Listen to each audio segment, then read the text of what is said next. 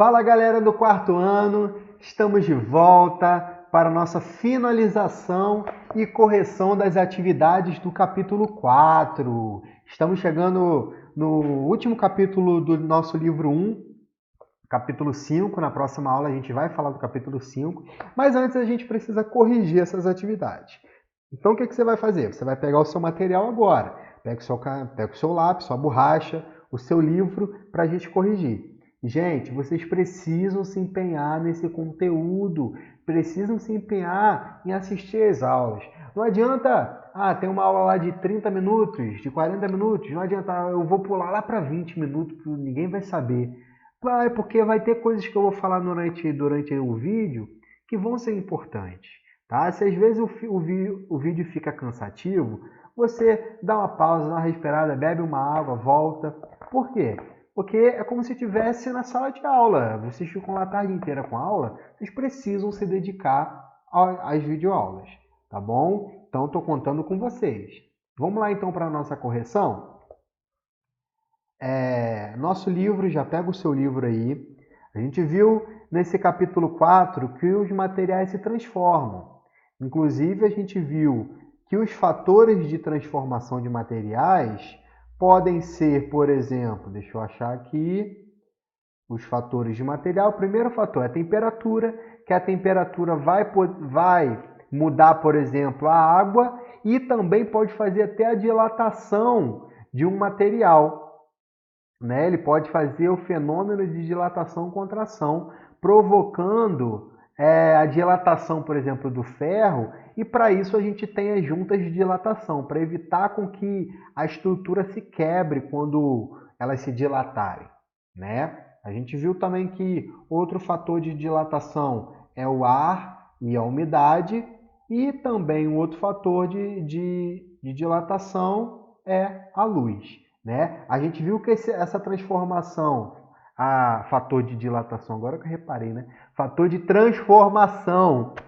A gente viu que o fator de transformação pode ocorrer mudanças reversíveis e irreversíveis dos materiais, tá bom?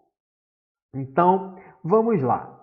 Antes da gente fazer a correção, para ver só se vocês estão afiados, ficou de mostrar isso aqui para vocês. Vamos responder, ver se você vai conseguir responder isso aqui. Ó. Bem fácil. Qual dessas transformações podem ocorrer devido à exposição do material à umidade e ao ar? Derretimento do gelo? Expansão de uma barra de metal? Apodrecimento de uma fruta ou evaporação da água? E aí, qual transformação dessa daí pode ocorrer devido à exposição à umidade e ao ar? Derretimento do gelo? Não a umidade e ao ar. Ali eu vou estar relacionado à temperatura, né? Expansão de uma barra de metal? Não a umidade nem ao ar, sim também a temperatura. Apodrecimento de uma fruta? Sim. Apodrecimento de uma fruta, a gente viu na última aula que devido à umidade, devido ao ar, ela vai ficando podre, a sua casca vai ficando podre, ok? Ou seja, transformou o material. E uma transformação irreversível, tá? Evaporação da água também não, está ligada à temperatura. Desculpa, tá, gente? Vamos lá. Continuando. Página 65. Página 65, vamos lá. Já abre seu livro aí na página 65 para a gente responder. Complete o esquema abaixo com as palavras dos boxes. Observação: cada palavra pode aparecer mais de uma vez. Você deverá preencher com o processo que provoca cada uma das mudanças da água indicadas. Veja o exemplo da transformação do gelo para água líquida. Esse fenômeno é provocado pelo aquecimento da água.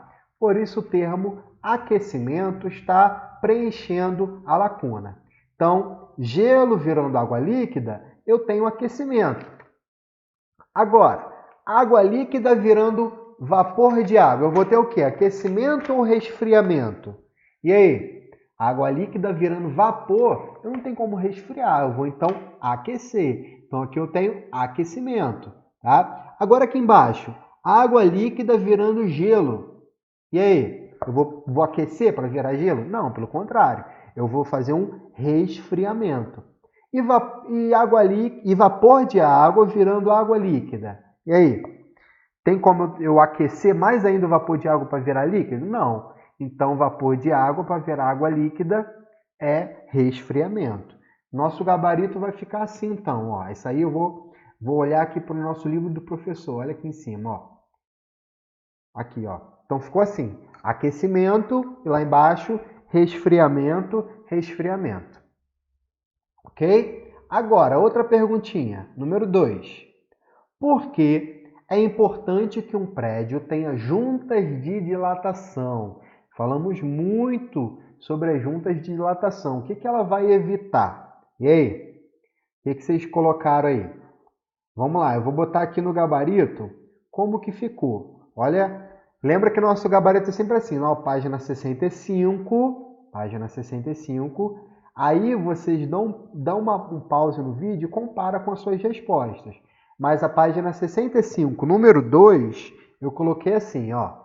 Por que os materiais utilizados na construção de um prédio podem sofrer modificações com as alterações de temperatura e provocar rachaduras ou outros danos na sua estrutura?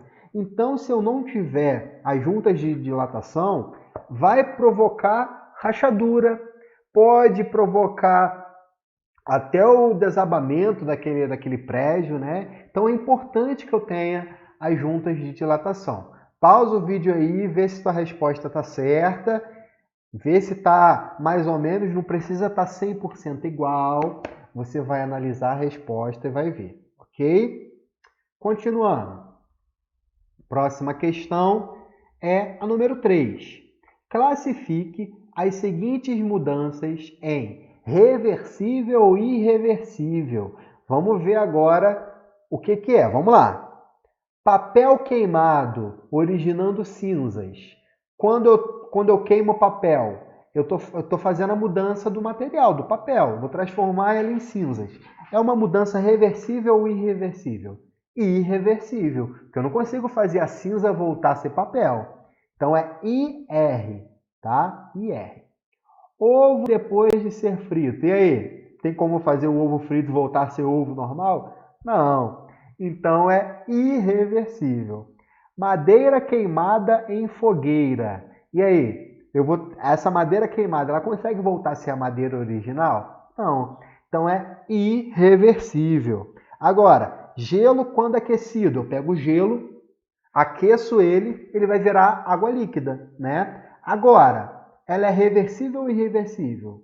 Ela é reversível, por quê? Eu posso pegar água líquida e transformar em gelo novamente, tá? Então é R de reversível. Barra de ferro aquecida até que o ferro se derreta. E aí? O ferro derreteu. O que você faz então? Barra de ferro aquecida até que ele derreta. Você concorda que você pega esse ferro derretido e consegue resfriar ele e virar uma barra de ferro novamente? Consegue, dá para fazer isso. Você não vê lá nos filmes os caras, os ferreiros lá derretendo ferro, transformando numa espada e por aí vai? Então é reversível. Agora, arroz depois de cozido. Tem como fazer ele virar o arroz original? Aí tu vai pensar assim, poxa, tem um arroz que depois fica na geladeira, ele fica tão duro, então ele pode ser reversível, mas não. O arroz não consegue voltar ao seu estado original, então é irreversível, ok? Vamos ver como vai ficar o gabarito para vocês poderem pausar o vídeo e ver direitinho. O número 3 ficou assim. IR, IR, IR, R, R e R. Ok? Pausou, viu? Show! Próxima questão está na página. Aí a gente falou de exposição ao ar. Na exposição à luz, nessa aula prática aqui, a gente pode fazer ela depois, mas a gente falou muito sobre a exposição à luz. E com isso a gente pode responder essa número 10 aqui. Repara que eu mostrei essa imagem para vocês, ó. A temperatura na superfície desse prédio branco é em torno de 40 graus. E nesse prédio azul escuro, 80 graus. A gente viu eu expliquei o porquê através dessa imagem. Ó, a imagem num carro claro, olha como é mais refletido os raios solares, eles voltam mais. No carro mais escuro, os raios solares são absorvidos, então aumenta mais a temperatura. Então a gente viu, mesmo sem fazer o experimento, que as cores mais escuras, elas vão aquecer mais facilmente. Eu até coloquei aqui, ó. Eu coloquei assim para vocês, ó. As cores mais escuras levam a um maior aquecimento. E é justamente isso que a gente pode colocar na resposta aqui da número 10 da página 68. Olha como é que ficou o número 10 da página 68. Ó. Eu coloquei assim. A pergunta da 10, acompanha no teu livro aí, página 68. A última pergunta. A cor dos objetos interfere na sua temperatura quando deixados sob o sol? A cor dos objetos interfere? Sim. Como? As cores mais escuras levam a um maior aquecimento. A gente tem que entender isso. As cores mais escuras vão aquecer mais. Ok? Beleza? Então, pausa aí, vê a tua resposta aí no número 10. Coloca. As outras perguntas a gente pode responder mais para frente, quando a gente voltar para as aulas presenciais. Tá bom? Então, vamos lá. Continuando.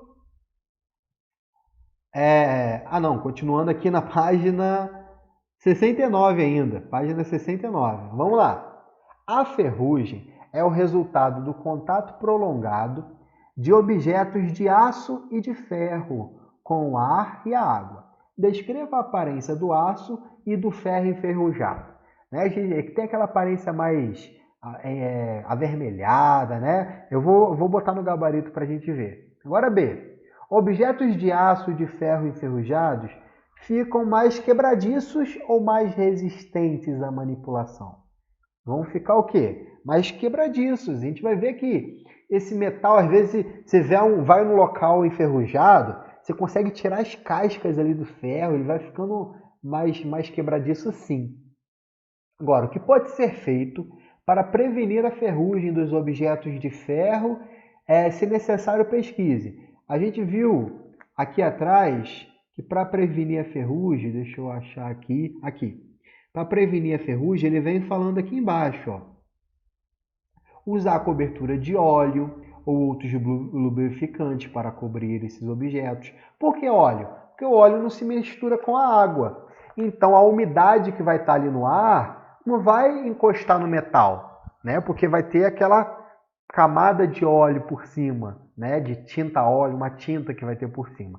Então eu vou botar lá no nosso gabarito. Gabarito, página 69, número 1. Quer ver, ó? Página 69, número 1. Aí a letra A. A aparência do aço. Eu coloquei assim, ó. Eles ficam com uma aparência marrom, desbotada e áspera. Você pode, se você colocou marrom ou avermelhada, também está certo, tá? Essa daqui ficou bem mais tranquila, essa resposta. O que você colocou provavelmente vai estar certo. A letra A. Agora a letra B. Se você falou que não ficou quebradiço, está errado. Ele vai ficar mais quebradiço com essa transformação pelo ar e pela umidade. Agora a letra C. O que você pode fazer para prevenir o ferrugem? Eu coloquei várias coisas. Se você botou alguma delas, tá certo. Eu coloquei assim, ó. Pode-se tomar algumas medidas, como não utilizar água para limpar esses objetos, evitar expô-los à umidade e ao ar, usar cobertura de óleo ou outros lubrificantes para cobrir esses objetos, pintar esses objetos com tinta antiferrugem, entre outros. O importante é entender o quê? Por que eu vou pintar com óleo ou lubrificante?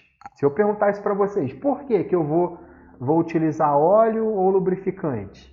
Para evitar o contato com a água. Por quê? Água e óleo não se misturam. A gente viu isso no capítulo anterior. Tá legal? Show? Então pausa aí, vê a resposta se está tudo certo, tudo no esquema. Beleza? Continuando, tá acabando. Número 2. Ao preparar batatas para cozinhar, Cecília as coloca depois de descascadas e cortadas em uma vasilha cheia de água. Deixa eu aumentar mais essa imagem. Dessa forma, os pedaços de batata sem casca não se tornam escuros, mesmo horas após serem cortados. Propõe uma explicação para esse fenômeno. A gente viu que os alimentos eles vão escurecer devido à umidade e devido ao ar. Nesse caso, se ela colocou dentro de uma vasilha cheia de água, não é para evitar a umidade, é para evitar o quê? O ar. O contato do ar com o alimento sem a casca vai fazer ele escurecer muito fácil. Então essa é a resposta da número 2. Vamos ver como é que eu coloquei aqui no gabarito oficial? Número 2. Depois a gente olha a 3 ali, mas olha só a 2 aqui, ó. Ao colocar as fatias de batata dentro de uma vasilha com água, evita-se que a batata entre em contato com o ar e escureça. Essa é a resposta. E se você colocou só que evita o contato com o ar, só dá uma completada aí na tua resposta, tá bom? Agora a pergunta da número 3. No verão, quando faz mais calor, você escolheria roupas claras ou escuras para passear durante o dia ao ar livre? E aí? Tá aquele calorão, lá no Rio de Janeiro faz muito calor, muito calor. Agora tá frio aqui em Espírito Santo, né? Mas no verão faz um calor também. Aí você vai sair para fazer um passeio, né? Você vai botar aquela roupa toda, uma blusa preta, uma calça comprida, e aí? Ou uma blusinha branca, bonitinha, fresquinha, e aí? Você vai usar uma roupa clara, né? Porque a gente viu que as cores escuras, elas retêm mais calor, absorvem mais calor. Então, como é que ficou a nossa resposta número 3? Vamos lá. Roupas claras, porque roupas escuras esquentam mais rápido, né? Esquentam mais rápido, ou retém mais calor, ou aquecem mais rápido. Aí você vê como ficou a sua resposta. Então pausa o vídeo aí e dá uma olhadinha, ok? E aí a gente encerra o nosso capítulo 4. Mas antes de encerrar de fato e acabar esse capítulo, vamos ler o para relembrar juntos? Vamos lá. Os materiais podem sofrer transformações em sua forma e composição. Sim, essas mudanças podem ser provocadas por alguns fatores. Aí tem temperatura, exposição ao ar e à umidade e a exposição à luz. Vamos ler uma de cada. As alterações na temperatura geralmente levam a mudanças no estado físico da matéria, que são sólido, líquido e gasoso. Show! Agora no ar e a umidade. A umidade, quantidade de vapor de água na atmosfera, e a exposição ao ar podem fazer alguns objetos enferrujarem, como a gente viu. E na exposição à luz? Quando expostos à luz, alguns materiais aquecem mais rapidamente que outros, dependendo da cor. Show! Agora, as transformações dos materiais podem ser reversíveis, por exemplo, a transformação do gelo em água líquida, e elas também podem ser irreversíveis, como a transformação do papel em cinzas. Isso é importantíssimo lembrar, gente, guardar essas informações, tá bom? Então, assim, a gente encerra o nosso capítulo 4. Na próxima aula, a gente inicia o nosso capítulo 5, falando já um assunto muito diferente, que é de poluição, coisa que a gente já vem falando, já conhece, que é a poluição da água, do solo e do ar, as suas consequências causadas por ela, tá? Então, gente, beijão para vocês, até a próxima aula e tchau, tchau!